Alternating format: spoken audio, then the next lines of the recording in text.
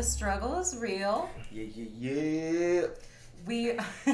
I'm your host, Mahalia Latorchu. I'm Eric Francisco Medina, and I'm Ryan Pack.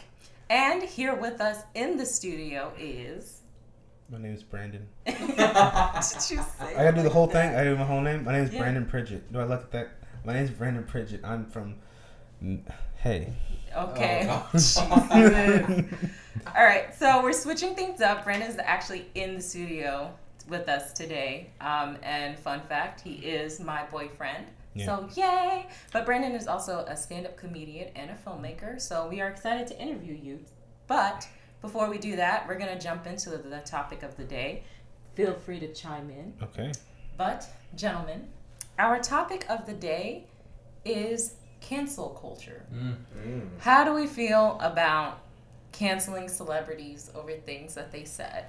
Or do you just feel like people deserve second chances? Discuss. I think it really depends on the situation. Like, give us an example, I guess. I mean, if you were molesting people, obviously you're going to jail. Like, You're clear on that, okay? like if you're Harvey Weinstein. Yeah. No. Yeah, Jail. no, But like, let's Or, take for Roman- example. Or Roman Polanski.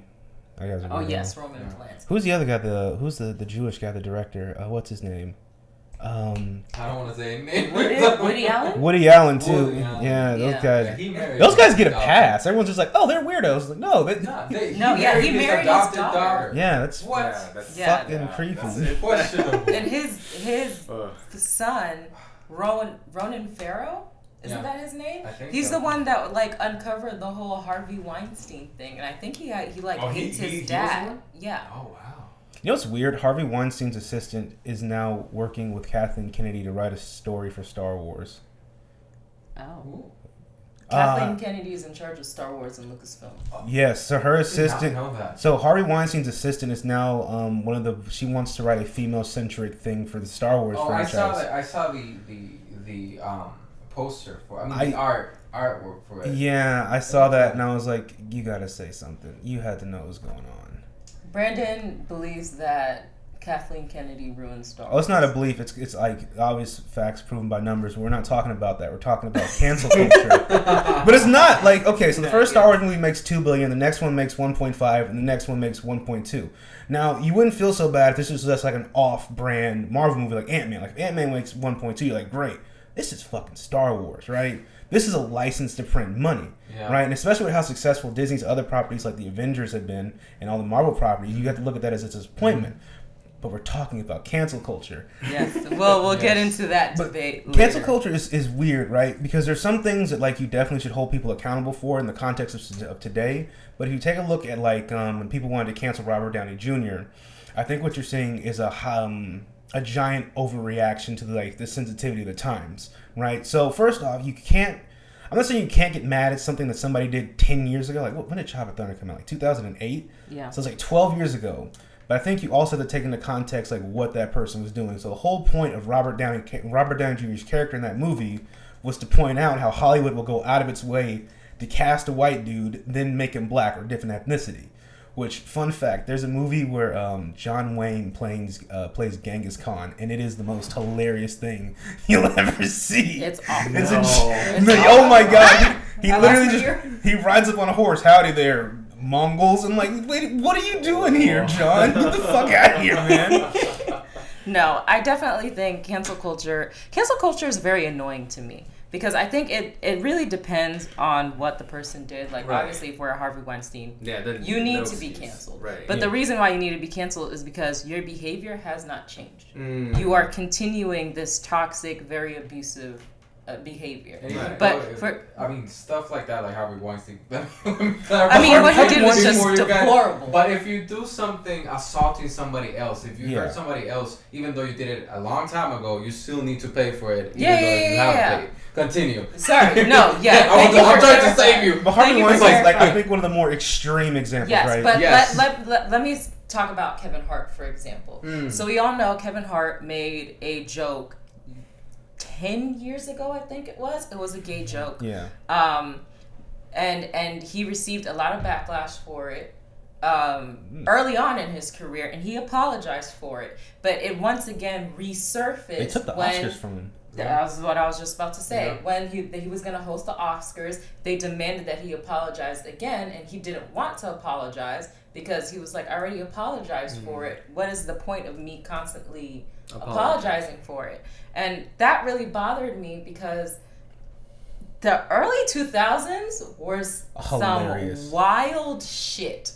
We were not politically correct whatsoever. People said the craziest things. But also people had a different sense of humor back then. They did. And also you have to, like, one of the things I think that we underestimate, especially when it comes to the internet, right? So, like, the internet, in a lot of ways, it's still in its infancy, right?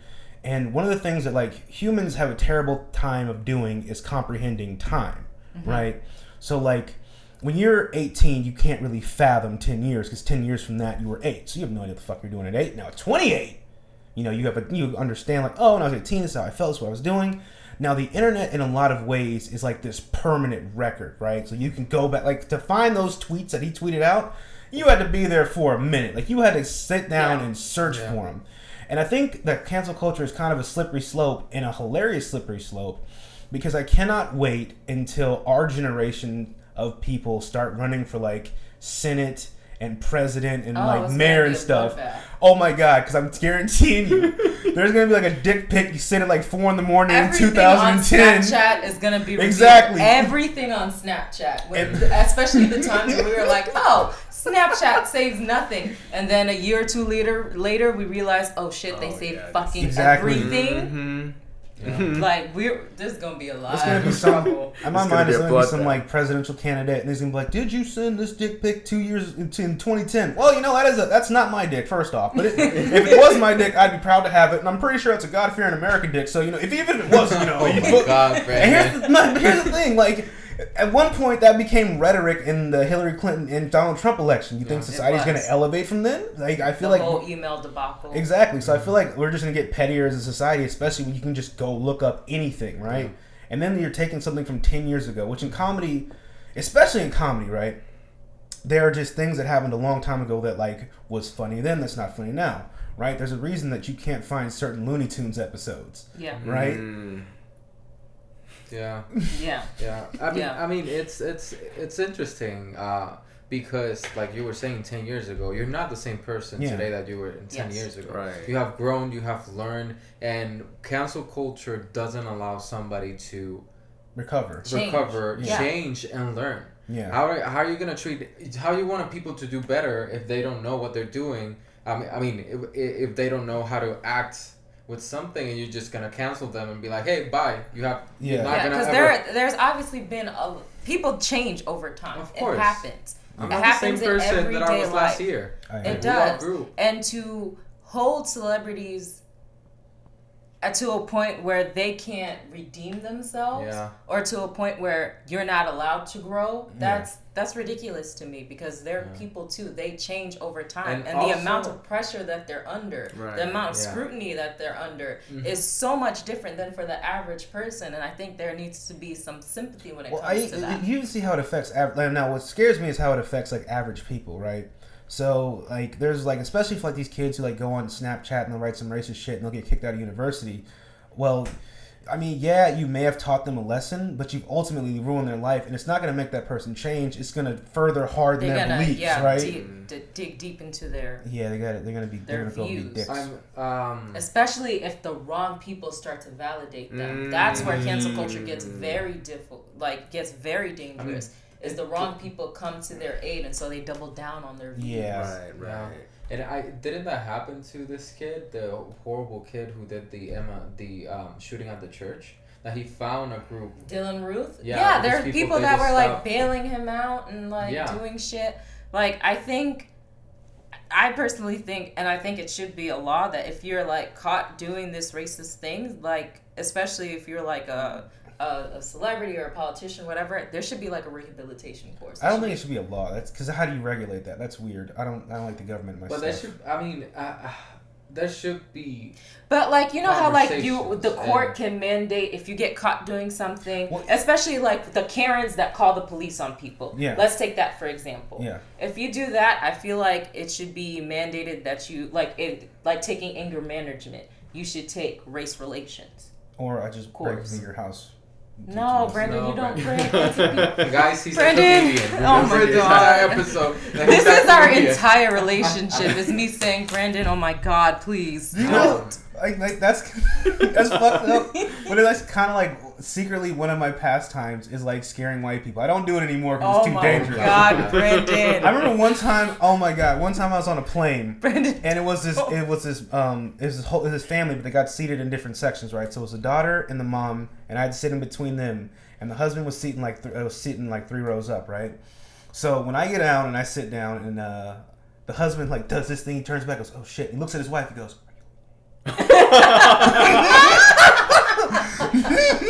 and like I'm doing this thing where like I'm minding my business, but I can see what's going on. He's like, "Are you okay?"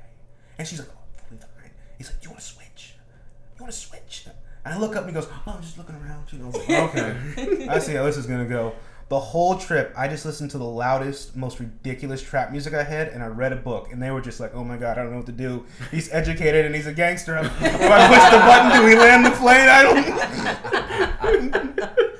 No. We voted for Obama.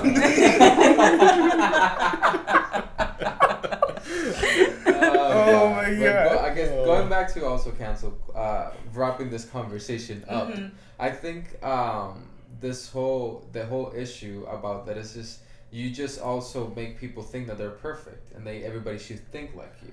And even though there's some stuff like, hey, human rights are not a thing of That's not debatable. That's not debatable. Yeah. But other issues, not everybody's gonna think the same way as you. Yeah. One and two, you also have some stupid shit on your brain. So not everybody's perfect. Yeah. Somebody's gonna make a mistake. Somebody's gonna say something, Yeah. and someone will get offended by what you say. So this whole thing about canceling other people for what they say is just stupid because everybody's gonna say some stupid stuff. Everyone says Oh yeah. Everyone says something stupid or Either uneducated. either even they're- sometimes prejudiced. Yeah, Oh, they're yeah. prejudiced and negated. It came wrong. Yeah. Simple as that. It just came out wrong. You don't know. It's just so stupid that people are just like, oh, we're all We're perfect. just gonna throw this Yeah. person away. And who are you? I mean, and the whole conversation about social media, it's that's another topic because people in social media say stuff that they don't say to the faces yeah. of other people because Oh, you yeah. know you will get punched. So I don't know. Yeah. It's a weird censorship kind of thing. Yeah, and it's weird, and we're not. I think Nobody's it's perfect. very dangerous. If it continues to spiral like this, I think it's going to be very dangerous. And I hope we can get to a place to where we're not throwing people away for their views. I blame TikTok for most of this. You blame TikTok? It's mainly Twitter in this cancel culture. Twitter. It is so much more than. I'm just gonna go ahead and blame TikTok. It just it feels right. Yeah, I'm not gonna You're judge such you an on old that. man. All right, so I'm gonna go ahead and read your bio so the people know who you are. Yep. Okay. So, Brandon Joel Pridgett. He is a stand-up comedian, director, and writer. Brandon was born and raised in Wichita, Kansas, and from a young age, he has always been passionate about film and television. His favorite movies include Jurassic Park, John Wick, which he took us to see on his first date. Our first date. It's a strong movie. Set the tone. Look, if you open up with The Notebook, she's gonna be expecting things. You open up with John Wick, okay. You know who I am from the gate. You know what I'm saying? There might be some flowers, but there might be some tragedy. You'll be safe. Okay. Don't look at that. That's great. That's great. You know what? That's great. No, Ryan, do not take your next date to go see John Wick. John Wick, Not baby, all the way. I mean, I did end up loving the movie, so whatever. Yeah. Whoa. I did, but I haven't seen it yet. whatever. You haven't? You want to go downstairs? You can watch it. That's Cancel what the we're podcast. doing. That's what we're gonna do after this episode. Okay. His other favorite movies also include Goodfellas, The Godfather, and so much more. Basically anything with Robert De Niro or Joe Pesci. Yeah, and blaxploitation movies. And I love blaxploitation. I love blaxploitation. He does love Dolomite, and he loves Foxy Brown. Foxy Brown. Bro, Coffee.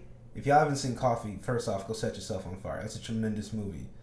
If you haven't seen it at this point, especially if you have black parents that never showed it to you, first off, give me their black card. They're not. You can't come to the cookout. You're done. Oh my God. You canceled. Anyway, as a Trinidadian American, Brandon is passionate about bringing diversity to the forefront. He is also known for doing stand-up at the Relapse Theater, which unfortunately... it closed, unfortunately. But he also does comedy at the Laughing Skull and what's the one in Marietta? The Punchline? The Strand. The Strand. I'm not doing comedy anywhere because COVID's like, no. Yes. But once COVID is lifted, you'll be doing more. Maybe. Oh my God. I don't know. There have to be like a vaccine that like really works. Like, yeah. Like especially in like comedy clubs or like theaters. Yeah, it's just, everybody's so close. Yeah. They're cramped in there. Mm-hmm. Every time I go to a show, I'm like, damn, why y'all so close? There are a couple of places that have opened up and are like doing spots and stuff. You can go, and I'm like, I'm kind of thinking about going, but I also want to go home and see my mom who's not doing too good. And I'm like, yeah. So yeah, it's a weird spot. It's this whole thing. Let's see where we're at in like September. Yeah, this whole thing has been weird because I have so much to talk about. Because like I've been forced to live with my girlfriend in quarantine this whole time, and that is a funny experience.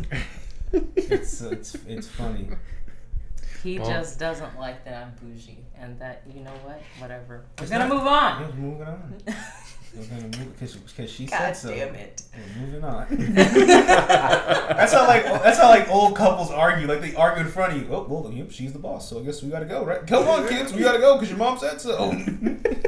Damn straight. Whole car ride. Hey, should I turn left? Let's see what your mom thinks. She knows everything. Here's in the back seat. You guys okay? Is this what a marriage is? Crying. Okay, Brandon. So tell us a little bit about yourself. You read the bio. You want to know more about me? Yes. Oh my God. The bio doesn't tell us everything. I mean, what do you want to know, man? I mean. Where does your love of comedy come from? So it's a pretty weird thing, right? So growing up, I grew up in church, right? So we were 7-Day Adventists, and my mom would always make us go to church, and like there's a supreme difference between like going to like a Caucasian church or in a black church, right? So white people church start at 11 o'clock and it end at 11:45. Everything is segmented. It's pretty dry. There's no singing and no one catches the Holy Spirit, right? You go to black people church and it is a completely different experience. It's very raucous. It's very rowdy, and it was always a supremely confusing experience as a kid because if I sneeze too loud, I'm getting beat with my own belt. You know what I'm saying? I would watch Sister Mary catch the Holy Spirit and run laps like fucking Usain Bolt. And I'm just like, why isn't anyone doing anything about this, right? But our pastors were always funny. And then my dad used to love watching like Cedric the Entertainer and like Steve Harvey. And pastors and comedians to me were always the same kind of thing because they would both use comedy as a way to talk about like real issues. And then as I got older, I got into like Dave Chappelle's and like Bill Burr's. Like Dave Chappelle is like probably the biggest influence on not just me as like a comedian, but me as like a writer. Like the Chappelle Show, in my opinion, is the best scripted sketch show ever made. Fuck Saturday Night Live. Like no disrespect. Like Saturday Night, agree with that. Like here's my thing about Saturday Night Live. Like not to go off on a tangent, but like Saturday Night Live like had its heyday when they were putting out like Adam Sandler's and Eddie Murphy's. I think it's for a very niche audience. Yeah, it's but for like that upper. But like, do you watch Saturday Night Live? No. Do you watch Saturday Night Live? Do you watch Saturday Night Live? No. Nobody watches Saturday Night Live outside of like Robert De Niro showing up and being Bob Mueller, which he doesn't do anymore. Like no one. Or Alec Baldwin being Donald Trump. Yeah, or like that. You're not really watching it, man. Like. I mean, the only people that I knew from Saturday Night Live, it was Tina Fey. I mean, again, I'm from Puerto Rico, so I don't know much about that. Yeah. But I was it Tina Fey, Amy Poehler, Maya Rudolph, and Adam Sandler, like big. Yeah, so they still, and like even then, like who's the last big person they put out? Pete Davidson. Maybe. See, I had to wonder. Yeah, right? I was like, what about that? Oh, I don't even remember his name. What? Ooh, that's a good sign. Stop. No, he's a black comedian. Oh, Kenan Thompson. No, Kadena Thompson's been there forever. No, that's the other one. The one that does like the reporter He just job. got pulled over. I mean, like, he got stopped by police a few days and was kind of like shaken up about Jay it. Farrow? Jay Farrow, I think that was his name, yeah. Yeah. I think he's I don't know anybody else. Yeah, man. That's kind of where I come from, man. And then, like, my family was, like, it's a very loud family, so we're always, like, laughing and joking and stuff. Like... Oh, my God. His aunts are hilarious. Yes, like, so no one in my family has, like, a filter. So, like, the difference... Like, so Mahali's family is very, like, prim and proper, and you have to wear collared shirts, and we sit up like this, you know? He got mad at me because on my birthday, I told him wear a collared shirt. My parents are in town. That's just to give you an idea of like what. So my family was also extremely open, right? So I remember the first girl I brought home. I was dating this she's a Mexican chick. She's fair skinned, right? And my aunt the first time my aunt goes like, "Oh, she's cute. You white?" And I was like, "Oh, that's a fantastic way to open the conversation." But like we're very open. We talk about literally everything. So it's always weird when I go to somebody else's house and it's like, "Oh, we just don't talk about that here." And I'm like, "Oh, yeah. Well, yeah, you're not my family. Okay, yeah, that's cool." Yeah. It's very fun. It's very fun. Anything else you want to know? Okay. So, other than being a comedian, you're also a filmmaker. Yes. What exactly drew you to pursue a career in entertainment, I guess? Well, the one thing, so when I was a sophomore in high school, I got into this car wreck and I broke my femur, and that's like the biggest bone in your body. It didn't hurt, didn't cry, I swear to God. And Is that the one where you flipped your car flipped? No, I actually flipped that car while my femur was broken. And I was on crutches. The other leg.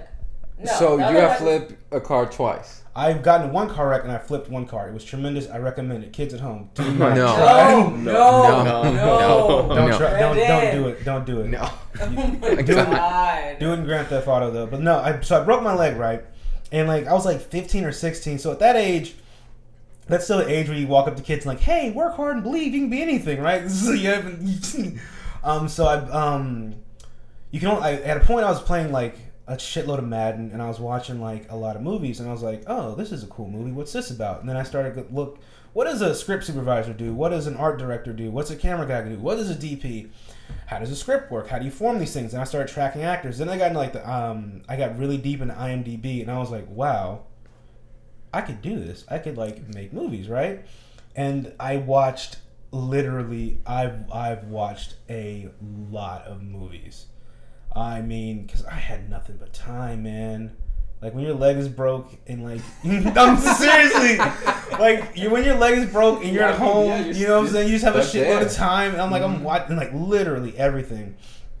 So when I got to college is when I was like, okay, this is what I want to do. Then I broke my other leg. Yeah. He broke both of his legs. I've broken both my legs. Highly recommended. It builds a lot of character. But that's kind of when I made up in my mind that, like, I was old enough to decide what I wanted to do, and this is what I want to do, because in the reality, the way I thought about it was like this. Yes, your leg is broken. This sucks. It's going to take a while to heal. But once it does heal, let's look at the positives. You're not married. You don't have any kids. You have no felonies. And you have a driver's license. There's literally... The only person who can stop you from doing this is yourself. And I remember I came to my dad and I'm like, this is what I want to do. And he goes, all right, have fun. And my mom was like, oh, no, don't do it. You're going to become a sinner. Yeah, man. Yeah. And I want to blow some stuff up, too. And, like, you can do that in movies. Yeah. So who are the directors that you look up to? Oh, my God. So I went through there are a bunch of directors I look up to.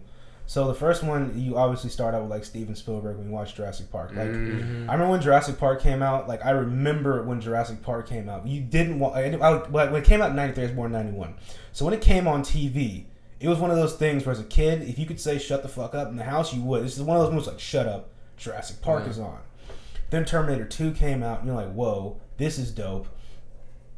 I think so. Spielberg was like a huge influence on me, so I watched like all the Raiders, all the Spielberg stuff, and then I watched James Cameron stuff, and then I saw Bad Boys. Michael Bay is perhaps one of my favorite directors because just like there's good music and there's bad music, there's good stuff and there's bad stuff. I think that it's important to understand your audience and give them what they want, right? So if you're watching a Tyler Perry movie, right, you're not here for Academy Award winning writing or directing or anything. You're there because you're a fan of Tyler Perry movies, right? If you're watching a Michael Bay movie, it's like he makes movies for guys who like lift weights, may have taken steroids at one point in time, and are into explosions. And there's just like this frequency, man, and he makes it for that audience, and he makes cool movies. But not just that. Know your target audience. He's also one of those guys that I like guys who push the medium forward, right? So he was one of the first guys to like mix a movie in 7.1 surround sound. He was one of the first filmmakers to remember after Avatar came out, there was this real push in Hollywood, like everything's gonna be 3D, kind of like they were doing with Quibi, which I don't know if that's gonna work out. But there was this real push to. I'm not trying to be disrespectful, but there are these pushes in Hollywood, right? So they were like, we want 3D to be the next big thing. Yeah. So what was the next big 3D movie? It was Transformers: Dark of the Moon. And while we're talking about that, the climax for Transformers: Dark of the Moon ended up becoming the climax for literally every other big budget action movie. There's a thing in the middle of the city shooting in the sky and aliens are coming out, right? So his formula is copied because it's working, right? None of the next two Transformers weren't that bad. But then I loved Pain and Gain, which was a departure for what he did. It was a lower budget movie. It's about $13 million. We got The Rock, Mark Wahlberg, and Anthony Mackie. And that wasn't a big budget action movie. It was a dark comedy. So like I love his sense of humor. I love the way he shoots things. It's very aggressive, very stylized, and really interesting. I like Michael Bay movies. I like Michael Bay movies a lot. I know you like Michael Bay We movies. see. But not just Michael Bay movies. Like, and then growing up as a kid, my sister was super duper into kung fu movies, man. So like, Really? Oh my God, I yes. had no idea. Bruce Lee Had and no Jackie idea. Chan. Like, That was it. and I'm the youngest one in the family, right? So like most kids, like it blows me when I see my nieces and nephews, and like I'm watching. Like I remember I was watching John Wick with Bubba, and my sister comes in like, "You can't watch that." I'm like, dude, I was watching people getting their heads cut off, and I was like 6 with you guys. Like I was watching like Bruce Lee and like Jackie Chan movies, and one of the things I loved about those movies is those guys, especially like Jackie Chan. Like Jackie Chan is the definition of a performer. He's like, I'm gonna jump from this building to that building, and like, let's get some strings. Nah, fuck that. Let's go. 2 takes. You know what I'm saying? Yeah. Like I watched Rumble in the Bronx, and like to this. Isn't that the one where he broke his foot and they had to stop filming? Bro, for a he while? broke his foot. No, he like sprained his ankle, and they made like a plastic boot to mimic his shoe, and then they finished filming. Like His foot was broken the entire time or something. Then there's like if you have for all of you who have never seen a Jackie Chan movie, you have to start with a police story, then you move your way up to Rumble in the Bronx, then Operation Condor, then all the rush hours, and then we can have a conversation, right? Yeah. Like, I've always been interested in movies that, especially where performers put their bodies on the line and they make things very realistic, which is what I really responded to in like John Wick, right? It's not like you watch like Liam Neeson in like a Taken movie and he has to jump over a fence and it's like 15 cuts and you're like, that 7-year-old Irish guy didn't do that. You can't lie to me. Like it'd be like, I mean, I saw videos of Jackie Chan. Keanu and I forgot Halle her Berry? name. Yes. Training for Yes. that movie, and it was crazy. yeah, like you watch that and you're like, I'm never breaking into Keanu. That's why Keanu Reeves is so chill and so cool because he can kill you with his bare hands. That's why he's never tripping. Like, hey, Keanu, how you doing? Doing great, man. How are you doing? Doing good. Doing good, man. You Just one to your false. take my wallet, man. I don't want any problems. I'm sorry. Yeah, man. That's interesting. But going back to you as a filmmaker and as a comedian, Yeah. how do you feel that being a comedian has helped your writing? Because we know that he loves writing comedy. Yes. And he, as you can see, he's making us laugh a lot. Yes. But even when he writes dramas, it's still fucking funny. I imagine. But why? I mean, what exactly about being a comedian has helped you develop stories and scripts? So the first thing about being like a comedian is like I think there has to be something wrong with you, right? Like you have to see. No, seriously, there has to be like some. So my problem is I think everything is hilarious, right? So I think everything is hilarious, and I think literally everything has to be mocked, and it's all about like taking chances, right? And there's just some things, some stories you can't like do as a bit, like for comedy, like you have to literally write it out. And I love Like, when there's a bit that I think won't work on stage, I'll take it and I'll write it into a story. And then it's like, well, why is this character this way? Why are they interacting like that, right? And what's really the root of it? Because like I said, the thing that drew me to comedy was you could talk about serious issues and while making people laugh. But when you're done laughing, you're like, yeah, why are we like this? Why do we do things that way? I think comedy is a great way because I was looking at this documentary, right? And they were talking about like court jesters in the Middle Ages. And what was interesting about the court jester was he was one of the few people who could ever really keep it real with the king and speak his mind and not worry about being killed, because he was one of the only ones who was able to mock the king and make everyone laugh, to say, hey, this is kind of stupid and here's why. And I think like that's one of the things like I think that everyone should have. Like, if you can't laugh at yourself, you don't have the right to laugh at anybody else. Right? And I think there's a bit of introspection there. I think there's a bit of learning there, and ultimately we can grow as a better people and learn from it. I think. Did that answer your question? I feel like that answered it. Or no, it did. Yeah.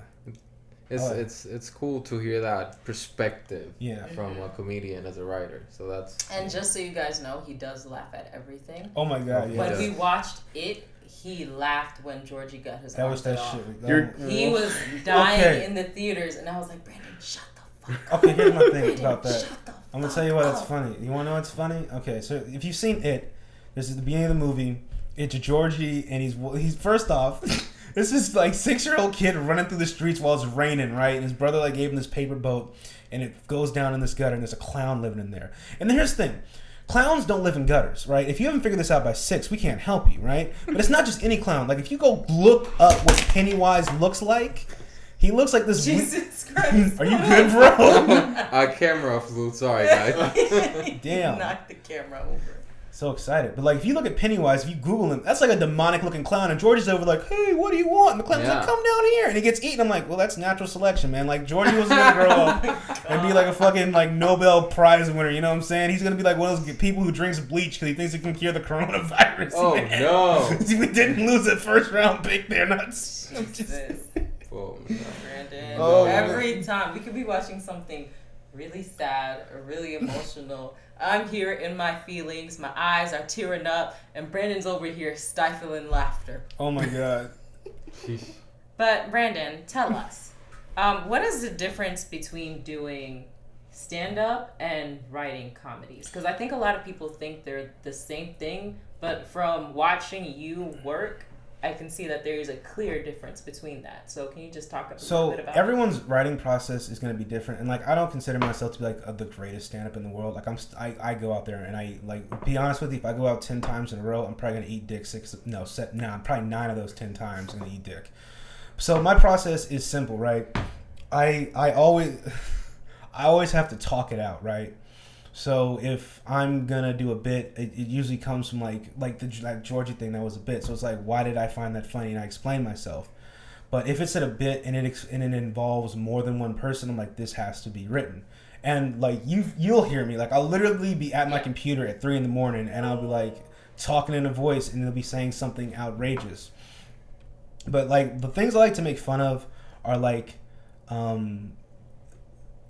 things that like normal things that people don't like think are weird, right? Like I'm working on this bit now where I'm trying to figure out like why is it easy to pay taxes but it's hard to vote, right? So like when it comes time to pay your taxes, you know, the government goes, oh, Mahalia, you live over here, and this is how much you owe us. Is that going to be cash or credit, right? Mm-hmm. But if you want to go vote, they're like, whoa, who the fuck are you? Back up. Let me see some ID. Who the fuck are you? We need to, you know what I'm saying? It's an unreal, like, that's, I think, and the reason that's funny to me is because I think that's one of the biggest reasons that you see so much, like, fucked up shit in the world and why you don't see as much change as you should in America is because it's easy for us to take your money and spend it on frivolous things, but it's hard for you to vote on the leaders that would change that thing. And I think that's what makes voting and like changes that like voting and things like that happen so slowly, and why you see so much like, you know, systemic racism and shit like that. Hope that answered that question. It does. So how do you determine when a line is being crossed? If it pisses you off. Oh, if a line's being crossed? Yes. What would... I thought you were going to say, how do I know if it's funny or not? I'm like, if I do a joke for you and you hate it, I'm like, yes, we have to go. Like Mahalia hates it. Oh my God, yes.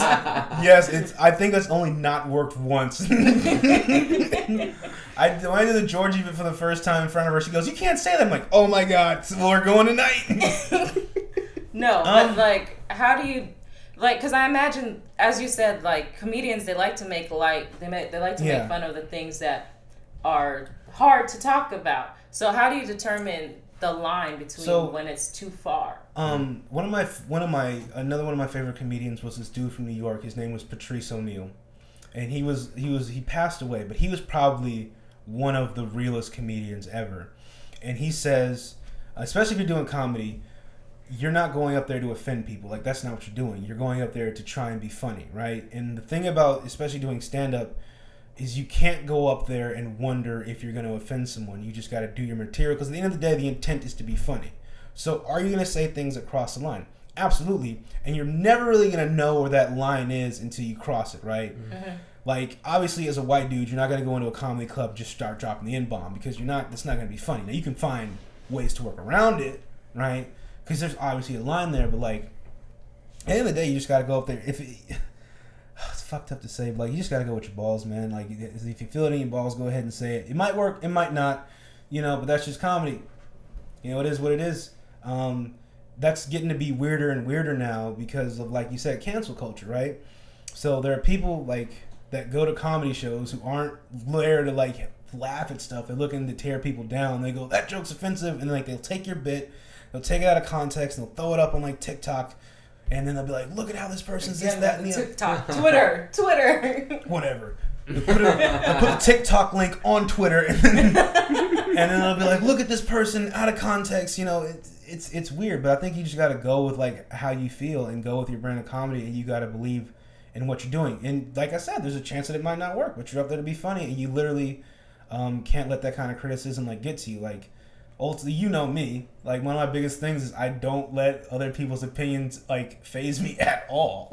I know. And going back to the TikTok joke, how do you feel that social media has basically changed the way that comedy is perspected? Dude, so because you like we were talking earlier, you go back 10 years and you listen to comedy specials or watch comedy specials, they're completely different from a comedy special that is on today. And even though like if you one of my favorite comedians is Gabriel Iglesias, and you have him doing jokes, and a lot of people think that he's like risque, and I'm like, he's not. He's super clean. He's super clean, and I've heard people say, dude, he's hilarious. Like, he might offend. I'm like, no. And you have also people like Tiffany Haddish. You have people like Angela Johnson. All those people who some, I don't know why they consider them risque, but if you go to 10 years, they're super extremely clean. Oh, dude, there's some. So here's the thing, though. So like the reason that like, especially now, because.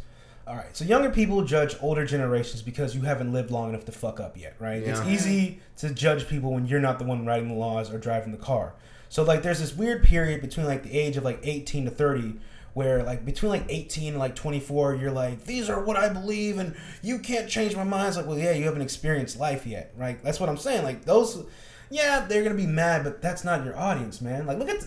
I always go back to, like, Tyler Perry. Like, what was that last movie he just put out? A Fall from Grace. Look, if you've seen A Fall from Grace, you know what it is. It's terrible. But you know what? It's the Netflix movie. It's terrible. Yeah, the Netflix movie. It's terrible, right? But at the same time, that's a Tyler Perry movie. If you think it's terrible, who cares? Because his audience clearly loves it.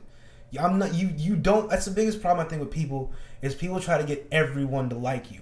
Why can't everyone be my friend? Why can't everyone like you? Who gives a shit, man? Right? I would rather have 3 people who genuinely give a fuck about me than have millions of people who love me. 'Cause that's one thing you'll find like with celebrities. They have millions of people who love them, but they hate themselves because this person isn't who they really are. Yeah. So if you can't keep it with yourself, what are you doing? Right. Yeah. It's...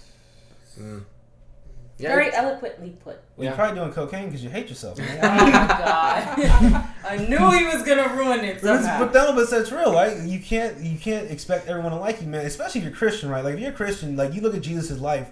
Jesus had 12 friends. the whole time he was alive, bro. Amen. Right? Like, Jesus didn't have, like, millions of people. Like, we're following. Like, one of the stories in the Bible I think is dope is when the rich man came to Jesus and he said, what do I got to do to be like you? Jesus goes, give away all your money and you can be with me. And this is how he's like, okay, well, is there anything like I was gonna give you some, like, no, dude, this is what you got to do. And that guy wasn't willing to do this. Is where you get that verse where it says, it's easier for a camel to pass through the eye of a needle than for a rich man to get into heaven. Yeah. Mm-hmm. You know what I'm saying? So, like, if you really want happiness or heaven on earth, you can't be wrong with everybody. And some people just aren't going to understand your dream, aren't going to understand your vision, and that's cool. That's fine. So they might be your family members. They might be people you thought were your friends. Right. And that's just one thing about getting older. Like, the older you get, the more you realize that the people you're hanging around, especially after high school, right? After high school, you realize, why was I hanging out with this person? Oh, I hung out with them because they had a car, we had a class, we really had nothing in common. Maybe it's time to let them go because you can't let that person affect you. Because ultimately, if you don't have authorship of your own life, you know what I'm saying? If you're letting other people dictate what you're doing, then, like, what's the point of living? And now, I'm not saying go jump off a bridge, but, like, no, you have to put that in there because someone might be like, oh my gosh, you know? I'm not saying to go jump off a bridge, but I'm saying that you have to take that ownership, right? And you have to, you know what I'm saying? Not everyone's going to like you. You just got to grow thick skin or just not care. I chose to not care. Yeah. Makes sense. So, how do you go about... Talk about your process when you're writing for stand-up, not writing for film. Okay, so when I initially... So the first time I ever did stand-up, once again, I'm not, like, the best. I've only been doing it for, like, maybe 3 years. So when I first started doing stand-up, I would, like, smoke some weed, and I'd be like, man, what I'm... So, yeah, I'd smoke some weed, I'd say a story, I'm like, I should do this in front of people, right? So the biggest problem with people when they first do stand-up is they assume because you're funny with your family that you can take that material on stage. Those people die slow deaths. Just because you have a story that kills at a wedding, don't take that to a comedy club. It's not going to work. Because why it works with your family is because they understand the context and the backstory. Yeah. You go into a room for strangers and you're like, so my uncle, well, let me explain my uncle for a second. Like, you have to explain your uncle. I don't give a fuck about your joke. You know what I'm saying? So, what I do is, one, I will literally come to you and I'll just say something reckless to see how you'll react. Because if you hate it, I'm like, okay, I'm on to something. This is how he tests me. It's so annoying. He's like, Mahalia, I did this. And I'd be like, Brandon, are you crazy? He's like, no. But now I know your reaction. And then he goes and runs off. Yeah. And I'm just curious. So I watch, like, just a bunch of things, right? I love watching things. I love researching things. I love history. And, like, obviously you run into, like, some incongruencies, right? So, like, one of my biggest things, like I said, I used to smoke a lot of pot. I used to love smoking weed. I would do it now, but there's simply, I have too much to risk. I have too much to lose, right? Like, if I got caught with weed right now, I'd lose all my student loans and stuff. And at this point in the game, you got to be smart about it. But I always thought, so then, like, when I quit smoking weed, I'm just like, man, this sucks. In California, they can smoke in, like, all these places. And then you start thinking about, like, well, why is weed illegal? Because it's not as dangerous as other things. And then, like, my mind just goes into a different place. So it's like, why is it legal on the 4th, like, for the 4th of July, right? You can go to a tent, right? Owned by some guy named Greg. Greg doesn't have a license. He's just some guy. And you can literally buy fucking explosives from some dude. No age limit, no caps, explosives. Right? Yeah. You can go home and you can blow your hand off. If you don't believe me, go ask Jason Pierre-Paul. He'll give you a high 3. But you can't go, but you can't go to a store. Like, in Georgia, you just can't go somewhere and be like, I'd like to have that weed and go home and, like, watch football. Like, what's the greatest side effect of smoking pot? You get hungry. If I'm Frito-Lays or Doritos, I'm behind legal marijuana 100%. I'm trying to sell some chips, bitch. No, I'm so serious. Like, for real. Like, if I'm Domino's, like, I want weed legal, man. I'm trying to sell some pizzas, right? Trying to sell chips. And, like, you have, like... We're putting that on a shirt. Trying to sell... Wow. You know what I'm saying? Yeah. And, like, that's why I said, like, you have to, like, there has to be something wrong with you. Because I'll say it to her and she'll be like, what the fuck is actually wrong with you? I'm like, okay. That's how I know I'm onto something. Now, you then take, like, whatever bits of material you have, and the thing that's different about stand-up from, like writing a skit, so with a movie, you can bring in actors, you can explain what you want to do, and then it's about, like, the writing, the editing, the cinematography, and things. On stage, it's all you. You have to bring all that to life, and, like, you have to work out the material. So from the beginning of a bit to where I think it's ready, it might be a month, depending on how many times I'm going out. And then you have to test out in a bunch of different rooms. So it might work over here and it might not work over there. And then you don't want to psych yourself out, because sometimes you'll have a bit, like I had a bit about marriage. And like, I remember I was doing it one time. There was this old couple in front of me, and there was this young couple in front of me. And I'm like, the old couple's going to hate it, and the young couple's going to love it. And I kind of psyched myself out. And then I did the bit. The old couple is dying. I look at the young couple, and the girlfriend's looking at him, dead in the side of his face. He's looking at me like, I want to laugh, bro. I want to laugh. Wait, what was the bit? Okay. So tell us the bit. What is the marriage bit? It's going to trigger Eric. I don't want to say it. Trigger me? Trigger Eric. I don't want to say it. How's it going to trigger? Oh, I know exactly what bit this is. Okay. Oh, it's a God bit. Just do it. Okay. Eric, take it with a grain of salt. Okay. So all my Christians, guard your loins. All right. So the bit is okay. So when you're going to church, they always tell you that it's important to get, you know what I'm saying, before you have sex, you have to be married or God's going to be angry, right? And I remember when me and you first moved in, I had one of my aunts call me. She's like, you guys are living in sin. I go, no, we live in Marietta, which is right between, it's right past Smyrna. And it's right. No, she goes, no, you're married and God's not happy. And she hangs up the phone, and I felt bad. And I went to thinking, man, and I was thinking about stuff. I'm like, man, I don't want to make God angry. And then I thought for a while, and I was like, it's kind of fucked up, because, if marriage is so important and God wanted us to do it, why didn't he get married? I mean, he kind of showed up and knocked up a whole other dude's wife and then left. Then he didn't visit. He didn't pay any child support. He didn't show up to any softball games.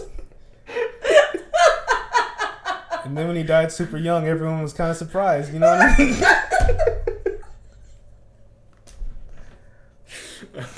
Oh my God.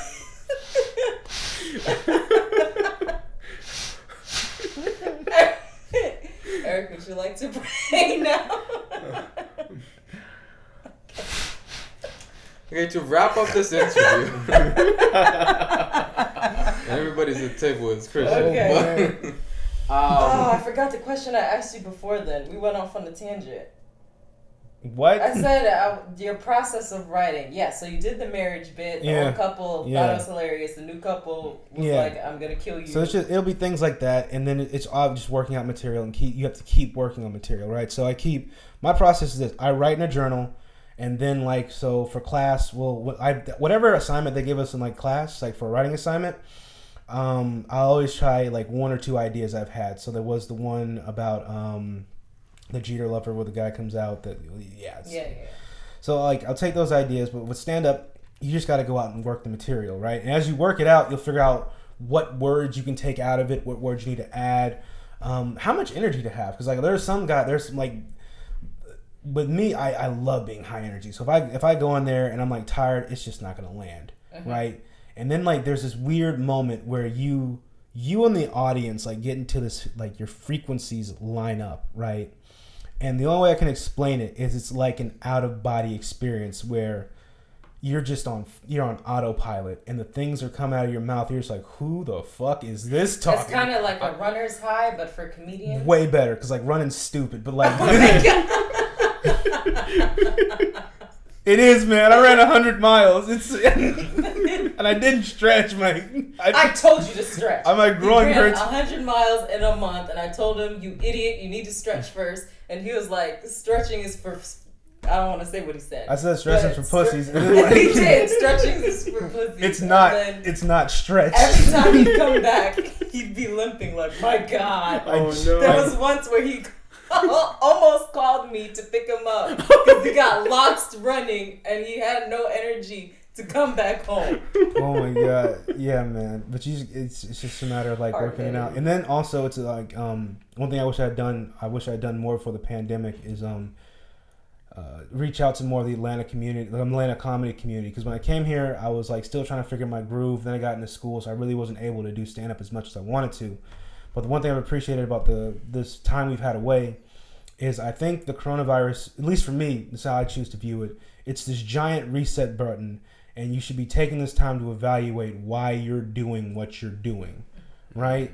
Like, were you working that job because you loved it or because it pays your bills?